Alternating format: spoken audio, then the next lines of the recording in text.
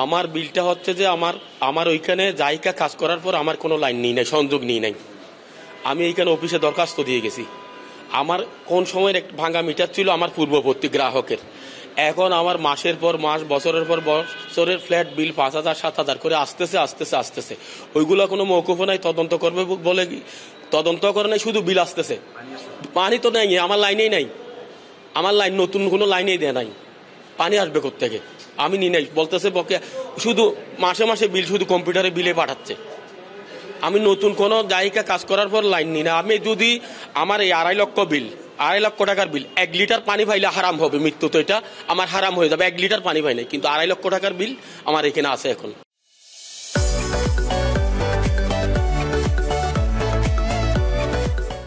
ওটাই ওই রিপোর্টটা কিন্তু ওই কারণেই করছে সে।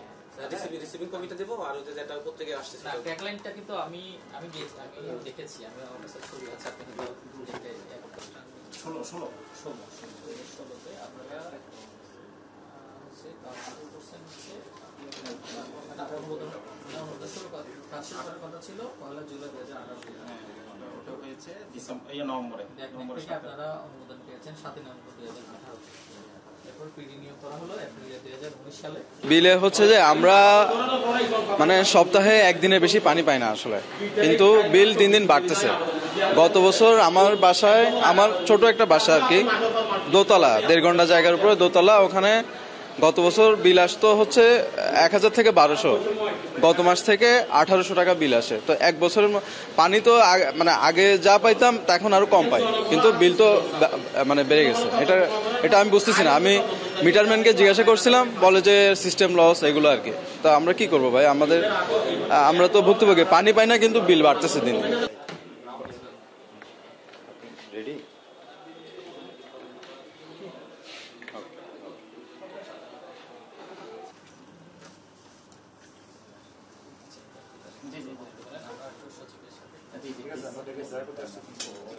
আপনারা একটু রেডি করেন, আপনারা কাজটা করেন।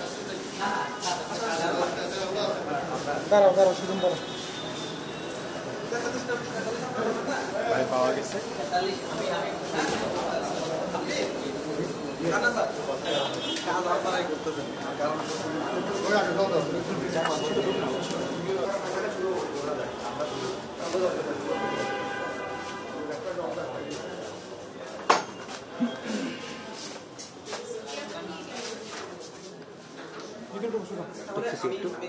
উনি নিষেধ করছে তো।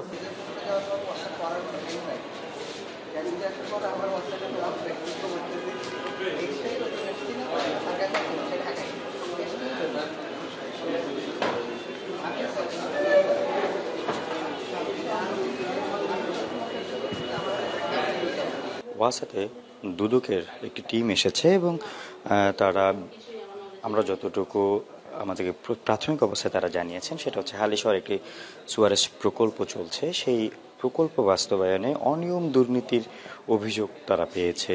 এমন তথ্যের ভিত্তিতেই কিন্তু যে ধরনের অভিযোগগুলো তাদের কাছে এসেছে, সেই অভিযোগ আসলে কতটুকু সত্য, আসলেই কোনটা অনিয়ম হয়েছে, সেই বিষয়গুলো খতিয়ে দেখার জন্য তারা এই মুহূর্তে রয়েছে চট্টগ্রাম ওয়াসার যে সচিব রয়েছেন শাহিদা ফাতেমা চৌধুরী তার কাছে, এবং তার কাছ থেকেও জানতে চাচ্ছেন প্রকল্প বাস্তবায়নে ঠিক কোথায় কী ধরনের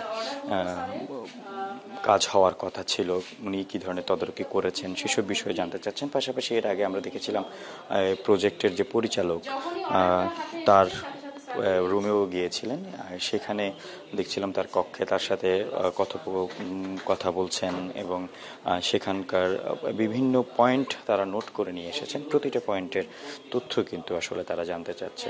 দুদকের আমরা দেখছি 4 জনের একটি টিম এই জায়গায় এসেছে এবং প্রাথমিকভাবে তারা যেটা জানাচ্ছেন যে তারা এটা তদন্তের পর্যায়ে রয়েছে। তারা এখনও আসলে ঠিক কে দোষী কি দোষী না, বা কে দুর্নীতি করেছে বা করেছে কি না, এই প্রকল্পে আসলে কতটুকু দুর্নীতি হয়েছে, পুরো বিষয়টাই কিন্তু তারা প্রাথমিকভাবে তাদের যে তদন্তের কার্যক্রম সেই পর্যায়ে রয়েছে। যেহেতু একটি অভিযোগ এবং বেশ কিছু খুঁটিনাটি তথ্য কিন্তু তাদের কাছে এসেছে এই সম্পর্কিত বিষয়ে, তো সব কিছু মিলিয়ে তারা যে বিষয়টি দেখছেন সেটা হচ্ছে এই সুয়ারেজ প্রকল্পে মূলত কোনো ধরনের অনিয়ম দুর্নীতির যে অভিযোগ সেগুলো আসলে কতটুকু সত্য সেগুলোই তারা আসলে খতিয়ে দেখছেন।